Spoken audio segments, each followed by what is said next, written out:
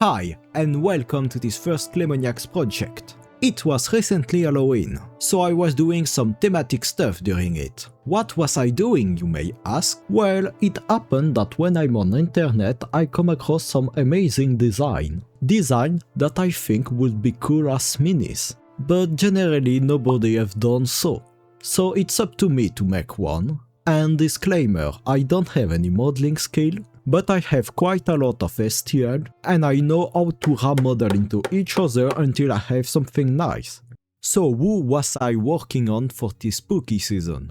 I went for Layna Lazar, a cozy New Zealand Vtuber specialized in horror games and creepy content. She recently revealed her new model, the Crimson Bloom. And while I'm not usually a fan of gore or grisly stuff, I've got to admit it's a freaking badass design. Yes, I'm turning Layna's new model into a wargame miniatures today. Let's get started.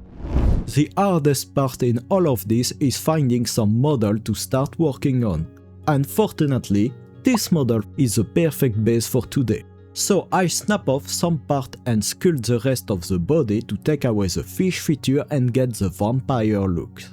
I'll also sculpt the fleshy bits and hollow the belly to make space for the guts. For the blood arms, I've took this beastie end, added half arms on them and they're ready to go for me. And I'll add her iconic syringe crown.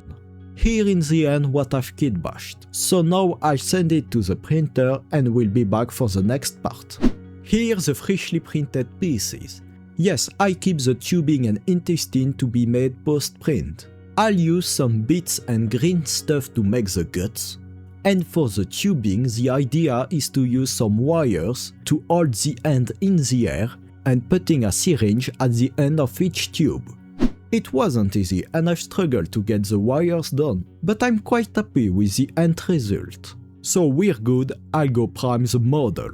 Time to paint. Fortunately for me, the palette for this design is quite smaller than some other, and starting with a white priming will be perfect.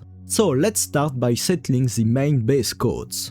I'll start with the skin, with a very pale skin tone paint. Then I'm base coating the hair in a deep black. For the guts and fleshy bits, I'll paint these with a mix of red and pink, followed by a base coat of a bright red for the blood arm and base. And also I already make the red gradient of her hair by gently dry brushing red on it. With this first base settled, I'll shade these to give them some volume. First, I'll shade the skin with a dilute with water flesh tone, ensuring no pulling of it. Then I'm applying on the fleshes and guts a dark red shading, and a black shade for the hair covering both the black and red section. And to finish, I'll apply a red washes for the blood section like the floating arms. Now it's time to refine these base coats.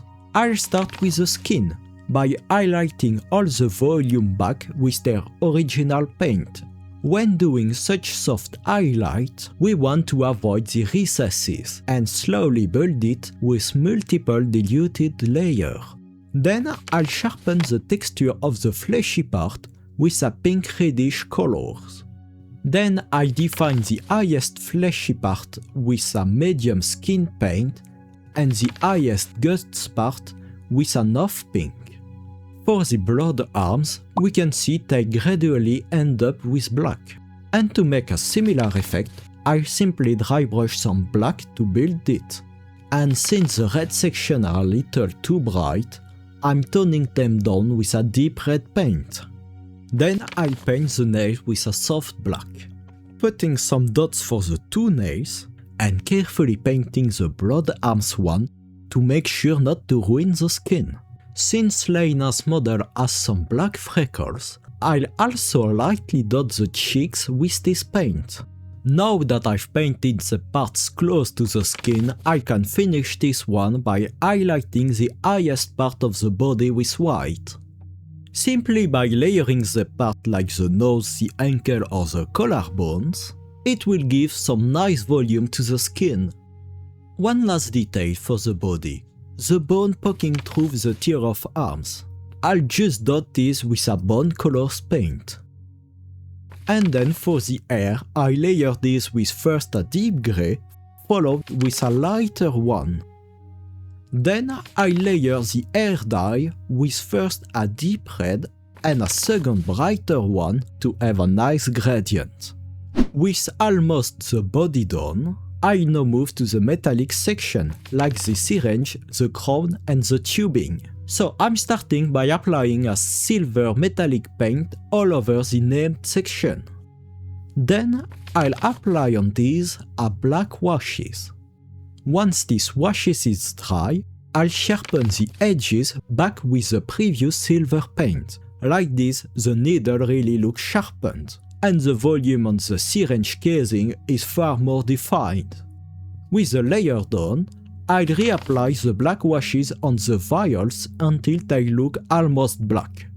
And while this is drying, I'll dilute some bright red with water to apply it on the tubing in an irregular way to show the blood flowing through. Then when the black vials coat is dry, I'll sketch with red the blood inside them. To do so, I'll just paint half of the vial red perpendicular to the base.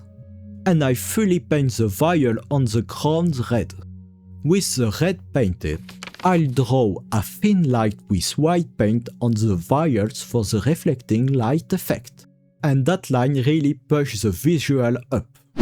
Let's finish the model by painting its eyes. For that, I'll start by painting the eyeball and the eyelid with black. And I'll dot the iris with a vibrant green. The last things left to be done is to apply some blood texture on the bloody part. It should be done with moderation, otherwise it could ruin the paint job, even more for the part like the slit cheeks. Well, here it is. I finished painting this model, and honestly, for me we're good. I'm really happy how it turned out, and I think we're close enough to the new Crimson Bloom model. Thanks a lot for watching this first episode of Clemoniak's project. If you enjoyed this video, why not giving it a like? And feel free to drop a comment under it. Alright, farewell everyone, it was Clemoniak, and I see you next time.